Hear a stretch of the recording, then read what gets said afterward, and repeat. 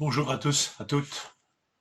Que le Seigneur vous bénisse en cette journée, qu'il renouvelle vos forces, vos pensées, qu'il nous permette de marcher dans cette journée en ayant les regards sur lui, ce qui n'est pas toujours facile. Hébreux 7, 25. C'est pour cela aussi qu'il peut sauver, le il bien sûr c'est Jésus, qu'il peut sauver parfaitement ceux qui s'approchent de Dieu par lui, étant toujours vivants pour intercéder en leur faveur. Christ nous sauve parfaitement, entièrement, définitivement, complètement. Voilà un adverbe qui peut se décliner de toutes ces manières dans nos traductions. Notons que cet adverbe est adjoint au verbe sauver, avec une belle insistance. Le Seigneur ne se contente pas de nous sauver, il nous sauve parfaitement, complètement, entièrement. Dans le chapitre 7, au verset 11 et 19, nous avons vu qu'il y a un vocabulaire proche de celui-là pour qualifier la loi, pour qualifier le ministère des Lévites. Et cette loi et le ministère des Lévites sont qualifiés d'imparfaits. Ils ne peuvent amener personne à la perfection. Ils ne peuvent pas amener à une communion parfaite avec Dieu. Ils ne peuvent pardonner parfaitement.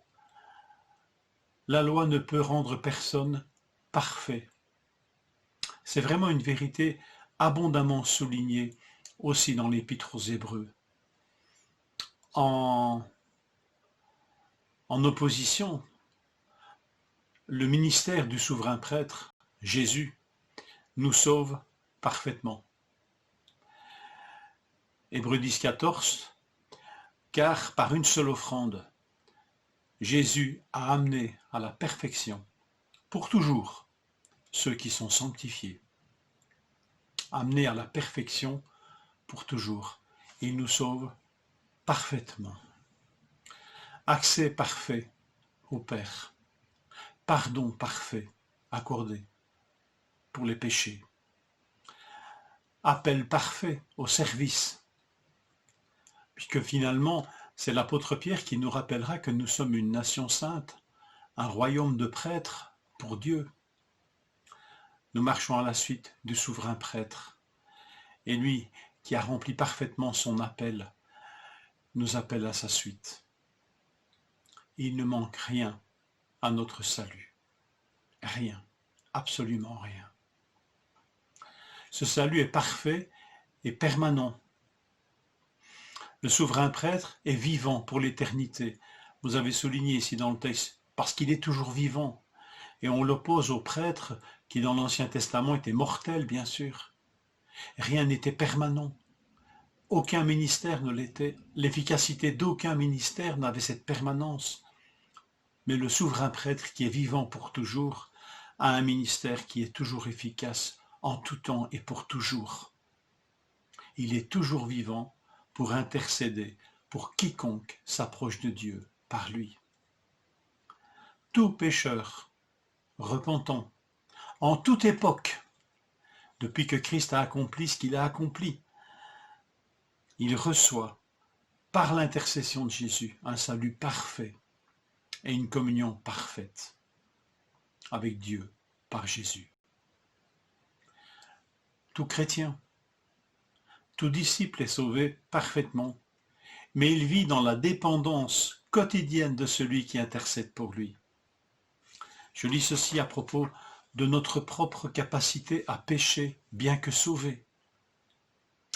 1 Jean 2 nous dit ceci, si quelqu'un a péché, nous avons un avocat auprès du Père, Jésus-Christ le juste, qui intercède pour nous. Il est lui-même une victime expiatoire pour nos péchés, et non seulement pour les nôtres, mais aussi pour ceux du monde entier. Sauvé parfaitement, sauvé définitivement, mais toujours dans la dépendance de celui qui intercède pour nous. Je vous laisse une dernière pensée tirée du livre Le voile déchiré d'Andrew Murray, qui reste à ce jour probablement un des commentaires spirituels les plus édifiants sur l'Épître aux Hébreux. Voilà ce qu'il dit à propos de ce verset. Ou plutôt, il peut nous sauver parfaitement, étant toujours vivant pour intercéder. Unissez inséparablement ces deux choses. D'une part, en Christ, l'intercession constante et le pouvoir de sauver parfaitement. Et d'autre part, en nous, l'expérience d'un salut complet et l'intercession constante pour en sauver d'autres. Méditons sur cette dernière phrase. Ce que Christ est, il veut le produire en nous. Devenons donc des hommes et des femmes qui goûtent ce salut parfait et cette intercession constante pour ceux que Dieu peut sauver encore. Bonne journée à chacun et chacune.